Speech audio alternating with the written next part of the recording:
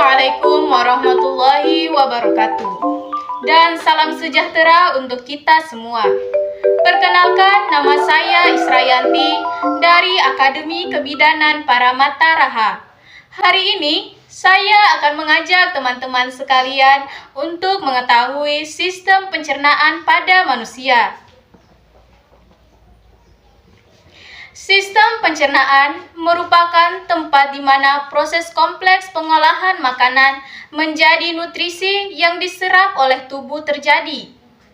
Proses pencernaan makanan pada manusia yang pertama adalah melalui mulut.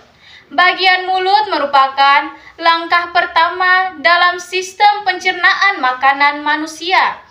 Proses pencernaan dimulai saat kamu mengambil gigitan pertama pada makanan, disebut juga pencernaan mekanik. Bagian mulut seperti lidah, gigi, dan kelenjar air liur membantu proses mengunyah makanan agar lebih mudah dicerna. Air liur mengandung enzim dengan fungsi memecah molekul makanan agar mudah diserap oleh tubuh. Yang kedua, tenggorokan atau faring dan kerongkongan eksofagus. Tenggorokan atau faring merupakan saluran alat pencernaan yang menghubungkan rongga mulut dengan kerongkongan atau eksofagus. Faring juga berhubungan dengan rongga hidung yang berfungsi untuk memproduksi suara. Makanan yang ditelan dari mulut masuk melalui tenggorokan dan diteruskan ke tabung berotot eksofagus. Tabung ini memiliki panjang sekitar 25 cm. Di bagian esofagus terdapat katup epiglotis yang mencegah makanan dan minuman masuk ke dalam trakea agar kamu tidak tersedap. Pada dinding kerongkongan terjadi gerakan peristaltik yang menggerakkan dengan gerakan meremas-remas yang mendorong makanan menuju lambung. Lambung merupakan organ berbentuk seperti kantong yang terdiri dari dinding berotot. Di lambung terjadi sistem pencernaan mekanik, di mana makanan dan minuman diremas dan diaduk menjadi bubur makanan atau kim oleh otot polos. Ada 3 bagian lambung yang penting untuk kita ketahui. Yang pertama adalah bagian atas atau kardia, yang kedua bagian tengah atau fundus, dan bagian bawah atau pilorus. Di bagian lambung terjadi pencernaan kimiawi, di mana makanan dicerna oleh enzim getah lambung yang dihasilkan oleh sel kelenjar dinding lambung. Getah lambung terdiri dari yang pertama, pepsin, yang fungsinya untuk memecah protein menjadi pepton dan proteosa. Renin, enzim untuk mengumpulkan protein susu atau kasein lalu dicerna oleh pepsin. Kemudian asam klorida atau HCl, asam yang berfungsi untuk membunuh kuman dan bakteri pada makanan dan mengaktifkan pepsinogen menjadi pepsin. Limpase gastrik, enzim yang mengubah lemak menjadi asam lemak. Setelah melalui proses sistem pencernaan tersebut, lambung perlahan-lahan mengumpulkan kim dan meneruskannya ke usus halus dengan gerakan peristaltik. Usus halus merupakan sistem pencernaan manusia terpanjang dengan panjang sekitar 670 cm sampai 760 cm.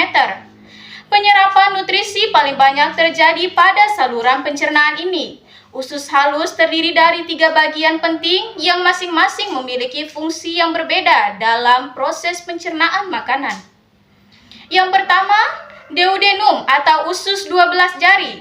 Usus 12 jari adalah bagian usus setelah lambung.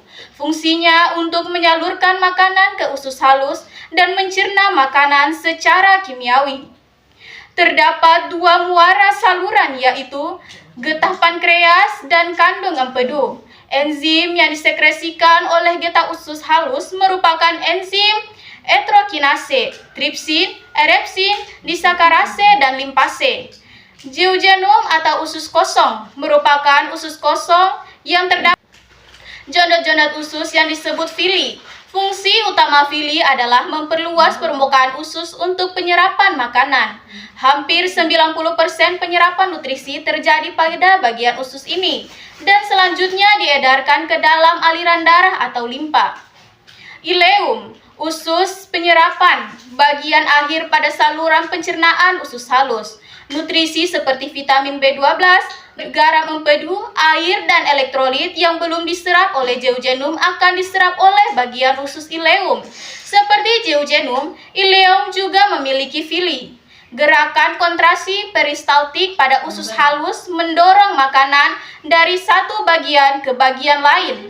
Sisa kim yang berupa limbah diteruskan ke sistem pencernaan manusia berikutnya, yaitu usus besar. Sebelumnya telah saya jelaskan mengenai pankreas. Pankreas yaitu menghasilkan enzim pencernaan ke dalam usus 12 jari yang memecah protein, lemak, dan karbohidrat. Pankreas juga memproduksi insulin dan meneruskannya langsung ke aliran darah. Insulin adalah hormon utama dalam tubuh untuk metabolisme gula. Selanjutnya hati. Hati juga memiliki banyak fungsi, tetapi tugas utamanya dalam sistem pencernaan adalah memproses nutrisi yang diserap dari usus kecil.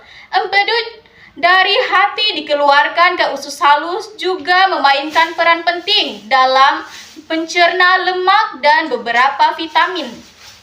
Hati juga berfungsi untuk mendetoksifikasi bahan kimia berbahaya atau beracun. Yang selanjutnya kantong empedu. Kantung empedu berfungsi untuk menyimpan dan memekatkan empedu dari hati dan kemudian melepaskannya ke dalam usus 12 jari di usus 12 jari untuk membantu menyerap dan mencerna lemak. Yang ke-8, usus besar. Usus besar, bagian dari sisa pencernaan makanan dan air diserap di usus besar, lalu disimpan sebagai feses sebelum dieliminasi atau dikeluarkan. Usus besar terdapat bagian sekum, kolon, rektum, dan kanalis asal.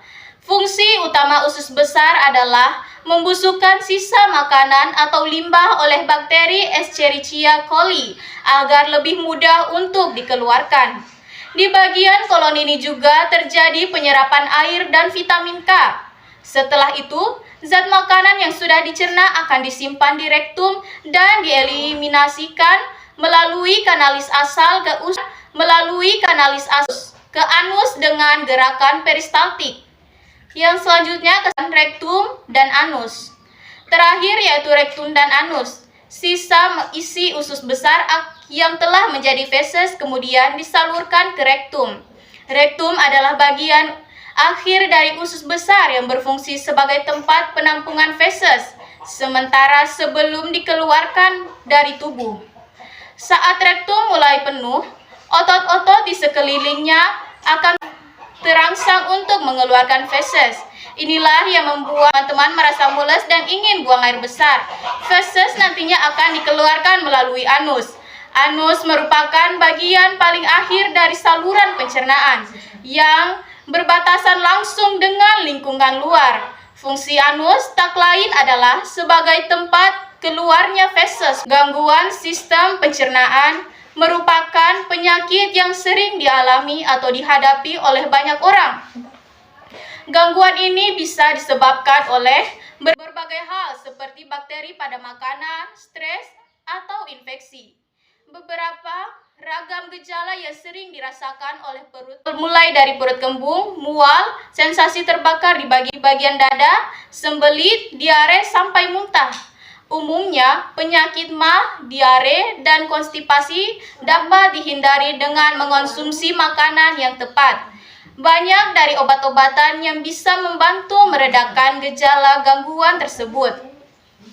Ada juga penyakit lainnya seperti reflux asam lambung atau GERD, esofagitalis, dan penyakit Crohn yang bisa menimbulkan komplikasi serius jika tidak segera ditangani. Sekian yang dapat saya sampaikan berkaitan dengan sistem pencernaan manusia. Yang sekiranya bila itu ada baiknya, itu adalah dari Allah Subhanahu wa taala, dan apabila ada kesalahan merupakan kesalahan dari diri saya pribadi. Untuk itu saya ucapkan akhirul kalam, wallahul muwafiq ila aqwamit thoriq. Wassalamualaikum warahmatullahi wabarakatuh.